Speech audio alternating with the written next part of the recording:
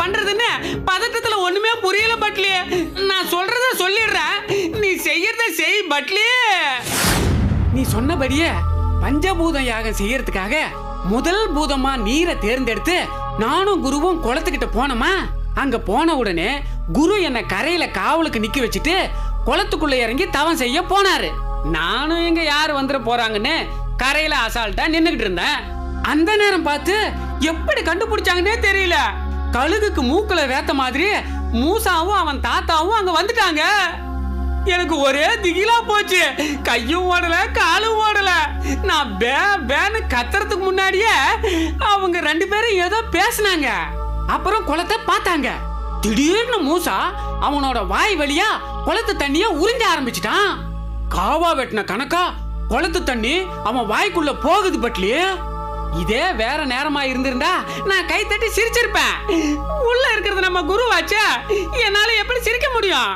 தண்ணி கொஞ்சம் கொஞ்சமா குறைஞ்சு குளத்துக்குள்ள தவம் இருக்கிற நம்ம குருவோட தலையில இருக்கிற குடுமி குச்சியே வெளியே தெரிய ஆரம்பிச்சிருச்சு.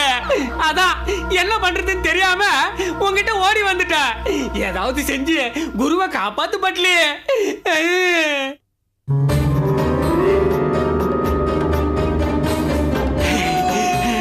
என்னிடமே விளையாடுகிறார்களா பூதங்கள்? குறைந்த குளத்து நீர் கூடிய சீக்கிரமே கூடும். அது என்ன தங்க வேலையா தானே கூடுறதுக்கு? எப்படி கூடும் பட்லி? கூடும், போய் பாருனா முட்டா.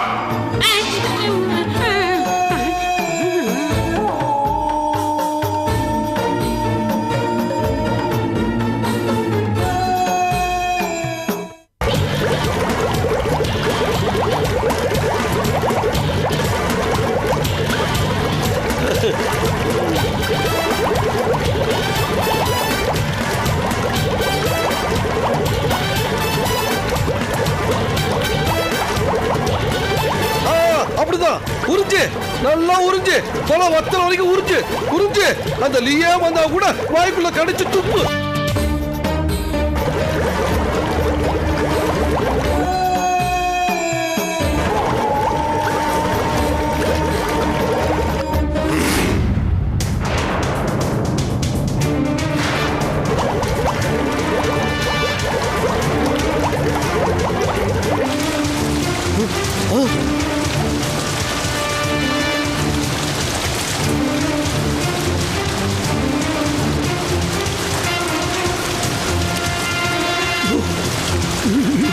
ஐயோ,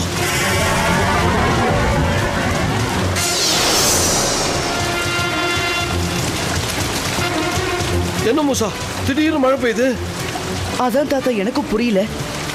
அதுவும் குளத்துல மட்டும் தனியா எப்படி மழை பெய்யும்?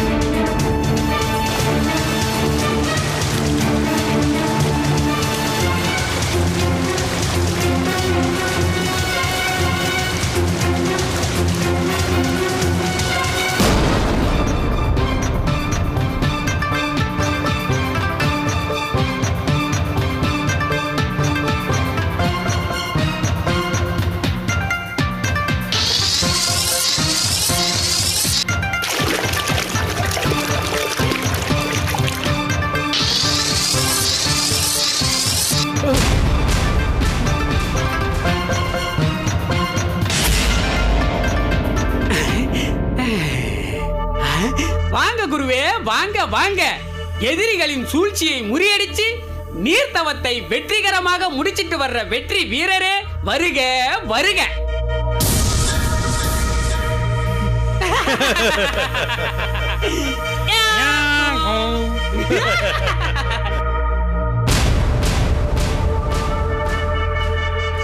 என்ன மூசா, தாகமா இருக்குன்னு குளத்து தண்ணியை இங்க இருந்தே உறிஞ்சு குடிச்சிய, தாகம் தீர்ந்துருச்சா? தீரலையா? இன்னும் உறிஞ்சு குடி.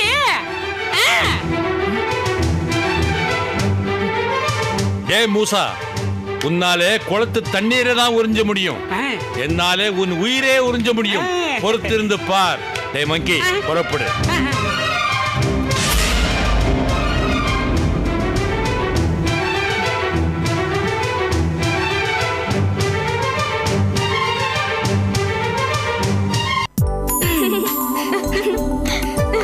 எங்க புடி புடி புடி. இந்த பக்கம் உங்களை பிடிக்கிற பாருங்க. இருங்க.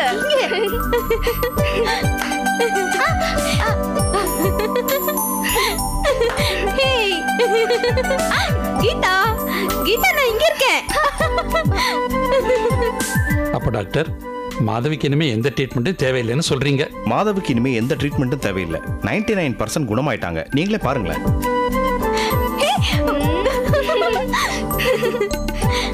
டாக்டர், நான் கும்பிட்ட ஆண்டவனோட அருளும் நீங்க கொடுத்த ட்ரீட்மெண்ட் இருந்தா மாதவி இந்த அளவுக்கு குணப்படுத்திருக்கு. அதை விட முக்கியமான ஒரு விஷயம் இருக்கு. நீங்க உள்ள வாங்க சொல்றேன்.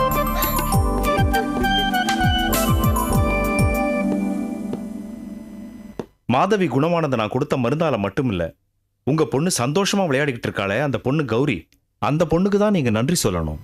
டாக்டர், வெறும் வார்த்தையினால நன்றி சொன்னா காணாது. சத்தியமா சொல்றேன், அந்த குழந்தைக்கு கோயில் கட்டி வச்சு கும்பிடணும். ஆனா இந்த இரவல் சந்தோஷம் எத்தனை நாளைக்குன்னு நீங்க தான் சொல்லணும்.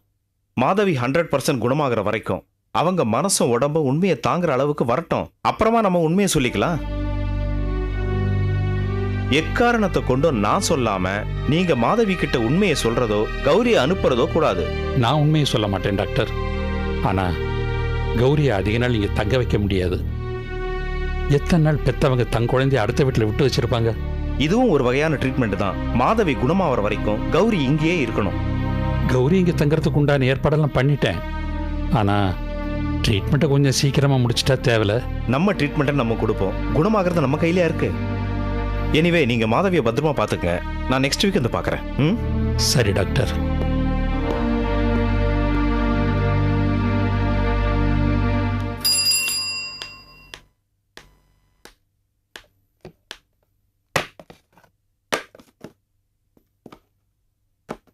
ஏன்பா கத்திரிக்காய் என்ன விலை? கிலோ 12 ரூபாக்கா. என்னப்பா இது? ஏன் 10 ரூபான்னு போட்டு கொடுக்க கூடாதா? இப்ப விக்கிற விலை கத்திரிக்காய் கொடுக்க முடியாதே. இந்த 1 கிலோ போடு.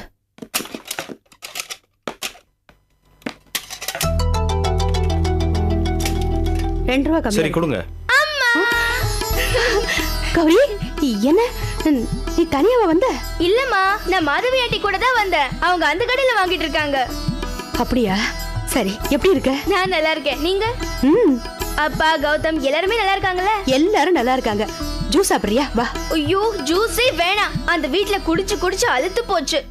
சரி, ice cream? Okay okay, butter scotch. வா, வாங்கி தரேன்.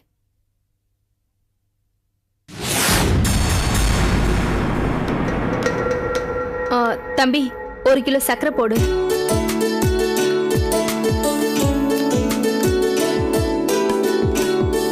கௌரி, அங்க எல்லாரும் உன்னை நல்லா கவனிச்சுக்கிறாங்களா? எல்லாரும் நல்லா தான் கவனிச்சுக்கிறாங்க. ஆனா மாதவி ஆண்டி தான் ரொம்ப விழுந்து விழுந்து கவனிக்கிறாங்க. அதான் எரிச்சலா இருக்கு. அதாம்மா, உன்னை அவங்க பொண்ணு கீதா நம்பிக்கிட்டு இருக்காங்க. அதான் அப்படி கவனிக்கிறாங்க. சரி மம்மி, நான் எப்ப நம்ம வீட்டுக்கு வர்றது? மாதவிக்கு நல்லா குணமாகி அவங்களுக்கு உண்மை தெரிஞ்சதும் நீ வீட்டுக்கு வந்துடலாம்.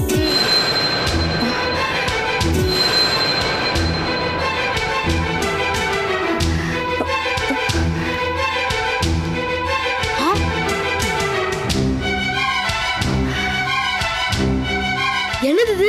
டபுள் மம்மி சிங்கிள் பேபி, 2 பேரும் ஒண்ணா நிக்கிறாங்க. What is going on? வாடி இந்த பக்கம். இந்த ஐஸ்கிரீம்காக தான் இவ பின்னாடி போனியா நீ? என்னடி, ஐஸ்கிரீம் வாங்கி கொடுத்து என் பொண்ணை மயக்கி மறுபடியும் கூட்டிட்டு போலான்னு பாக்குறியா? ஆஹா, இந்த ஆண்டி என்ன இப்படி பேசுறாங்க.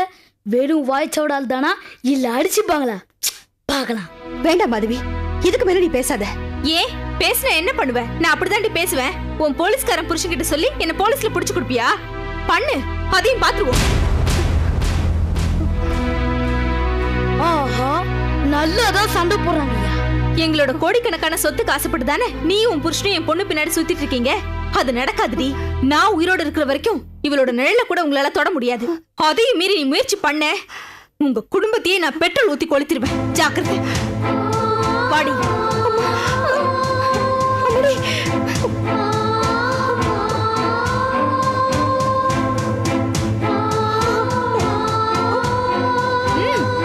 வா.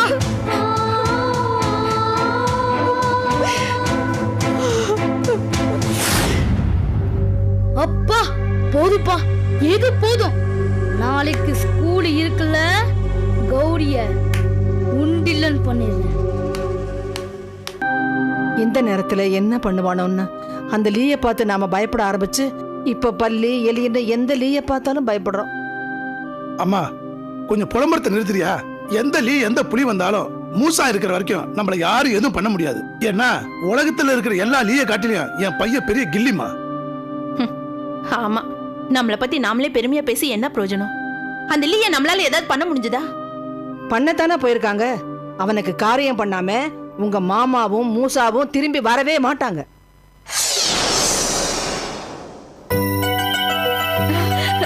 என்னங்க அப்பா?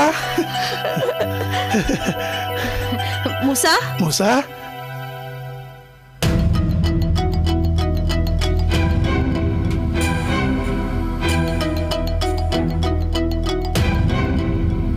என்னங்க என்னாச்சு?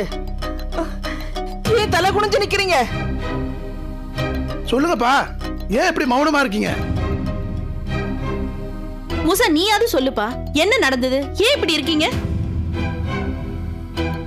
அந்த லீ நீர் தவத்தை வெற்றிகரமா முடிச்சிட்டு பூதலோகத்துக்கு போயிட்டான். என்னது? லீ தவத்தை வெற்றிகரமா முடிச்சிட்டு போயிட்டானா? நீங்க ஒண்ணுமே பண்ணலையா? தவத்தை கலைக்கவே முடியலையா? முயற்சி பண்ணும். அவன் தவறுந்த குளத்தையே மூசா உறிஞ்சி குடிச்சான். தண்ணியெல்லாம் தீர போற நேரத்துல திடீர்னு எங்கிருந்தோ ஒரு பேய் மழை. அடுத்த 5வது நிமிஷம் குளம் நிறைஞ்சிருச்சு. 5 நிமிஷத்துல குளம் நிரம்பிடுச்சா? அது எப்படிங்க? அது சாதாரண மழையில பாட்டி, இதோ ஒரு தெய்வ சக்தியோட மழை. அதான் அப்படி ஒரு அதிசயம் நடந்துருச்சு. அந்த அக்கிரமக்காரனுக்கு எந்த தெய்வம் மன இறங்கும்? எந்த தெய்வத்தோட அனுக்கிரகம் இருக்கும்? தெய்வத்தோட அனுகிரகம் இல்லைன்னா எப்படி அந்த குளம் இருக்கிற இடத்துல மட்டும் மழை பெய்ய முடியும்? அந்த பரந்த குளம் எப்படி அவ்வளவு சீக்கிரத்துல நிரம்ப முடியும்?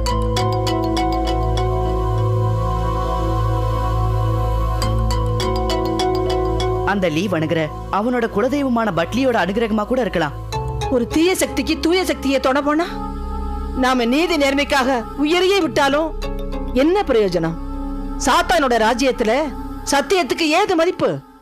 நாசக்கார உலகத்துல நல்லவங்களுக்கு யார் துணை? ஒரு தவத்துல தானே லீ ஜெயிச்சிருக்கா.